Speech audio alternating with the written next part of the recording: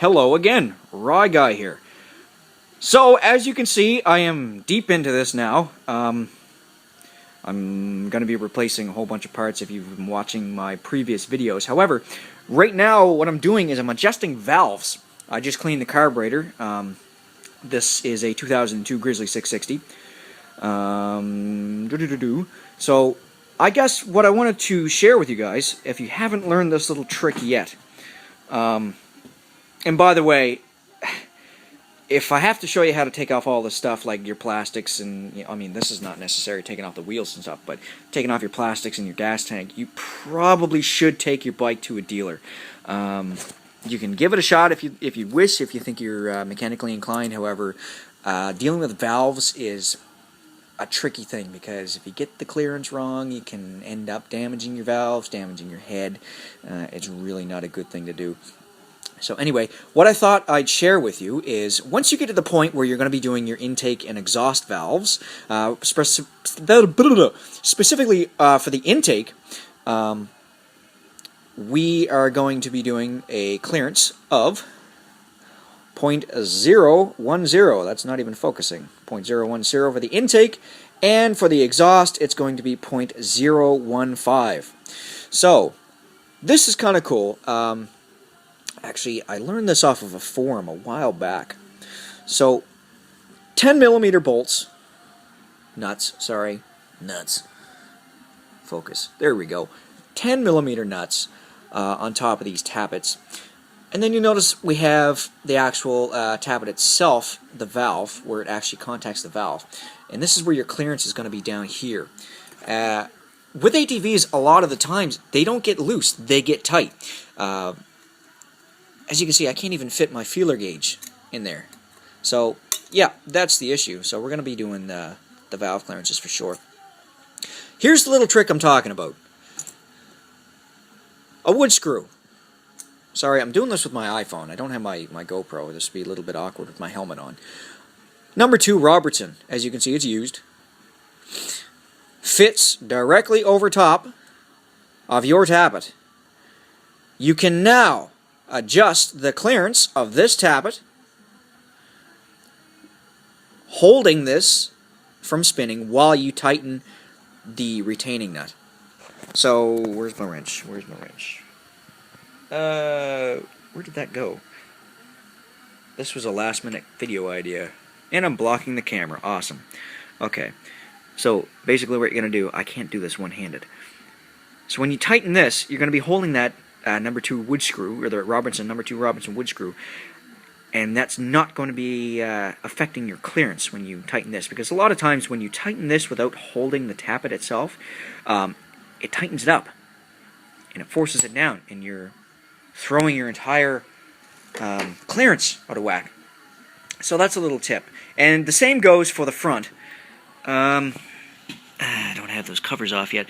These are your 2 exhaust valves here, and what I will suggest doing is, of course, spraying some brake cleaner or something around the seals before you crack anything like this. And by crack, I don't mean like break. I mean physically start to loosen up, because you don't want dirt and crud falling in there. So I got my phone. I hope you guys can see in here. I'll try and get it focused. You have 2 timing marks. Your first and your second mark. I always go with the first mark, which is right here, and you can see it. So you're going to remove your, I am just all over the place today, your recoil starter. So this little notch right here, and it's just a little plastic plug. That's all that's holding that in there, in here. And you're going to mark, or you line up your mark with that notch. You don't have to worry too much about up here. This is what's known as top dead center. Of course, it's where your piston is at its very top. All your valves are closed. That's when you're going to be doing your valve adjustments. So actually, I think this is a 17mm. Man, I'm all over the place. Let me see. Wrenches and stuff. 17mm. We're going to try 17. I'm going to bring a 19 with me just in case. Welcome to my messy garage. Just so you guys have an idea. Let's see if we can get this focus again. Alright, 17. 17. I've already cleaned these. And blow it out with compressed air. Good idea, too. Okay. Let me see.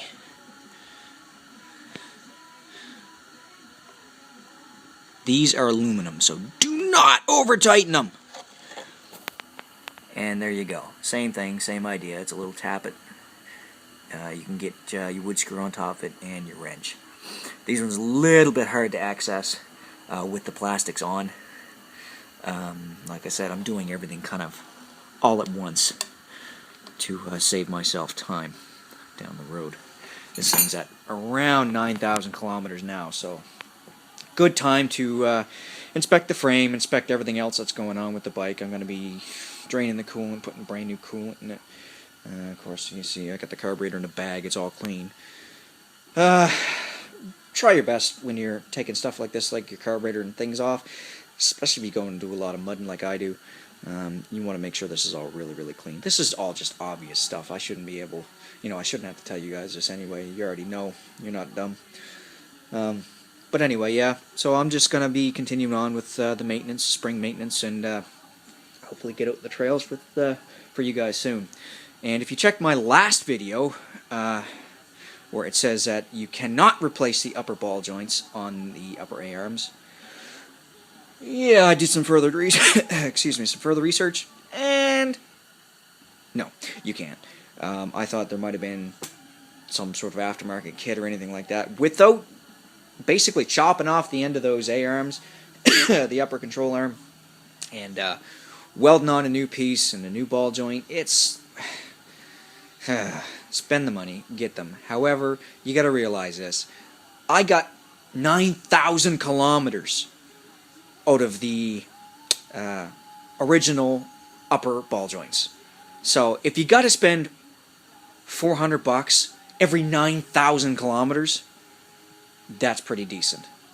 So anyway, guys, thanks for watching. I hope I'm giving you guys some insight, a little bit of advice, whatever, with doing this types of maintenance. I mean, I know these videos are rushed. I'm trying to get back out on the trail for you guys. Springtime's here, although we've been having a horrible time with snow, and I'm trying to get out some mud running. So appreciate the views, guys. Let me know in the comments below if you want me to cover anything else kind of more in depth, and I'll certainly try to do that for you. Thanks a lot, guys. Rye Guy out.